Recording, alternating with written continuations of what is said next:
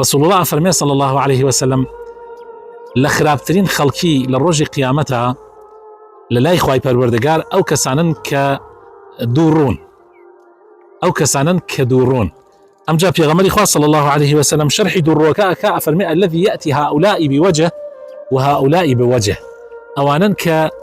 دينا لاي خلقانك برويه كيتروا دايرون لاي خلقانك كيتر برويه كيتروا ديارا ام درويه عقيدش اجينيت اواني كاهاتنا لا ايمان داران ايانود اما ايمان من يناوان قالوا امنا كاتيك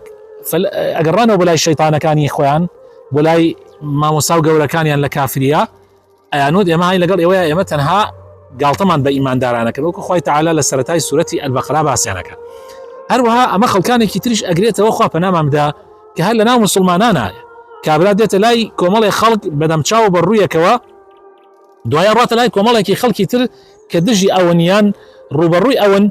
ابو شويه كيتر قصي باسي او اواكا ام جاد سكات مدح حسناي امان يعني لهرد لا ياريك لم لا ياريك ولا لا شاريك